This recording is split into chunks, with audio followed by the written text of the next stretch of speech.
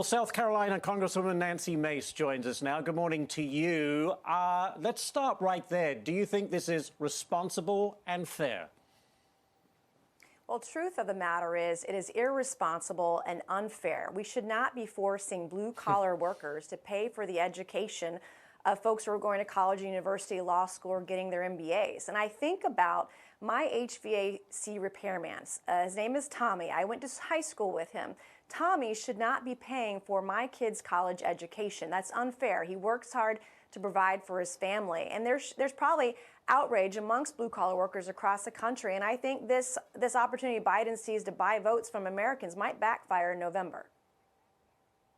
Well, I'm glad you mentioned that. That was my next question. You know, some critics do argue that this is purely an effort to buy votes. But do you think it's going to work? And why do you think it's going to backfire? Well, the president knows, rightly so, that he doesn't have the power to write off the debts of students going to college. Nancy Pelosi said as much last year that he just doesn't have the power to do that. It would literally take an act of Congress to make this happen and/or be decided in the courts and may go as far as the Supreme Court.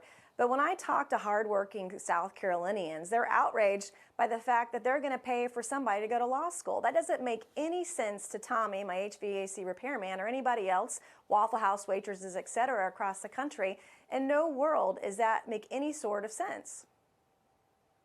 You know, it's interesting. I was just looking at this University of Pennsylvania Wharton budget model. That's quite a mouthful. It says even with the income gap, it gives 69% of the benefits to borrowers in the top 60% of income distribution. So you're giving a $90,000 bonus to doctors, a $55,000 bonus to lawyers. I mean, how is that reasonable and fair? It's just not.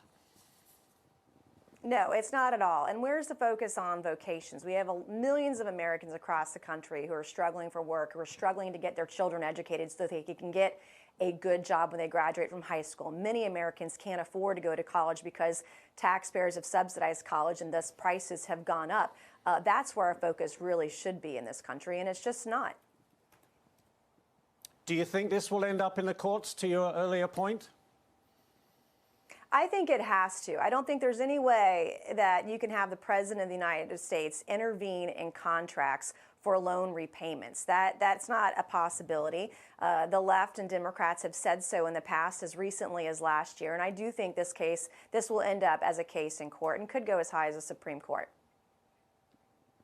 Very interesting. Well, thank you so much for taking the time, Congresswoman Nancy Mace. We appreciate your comments this morning.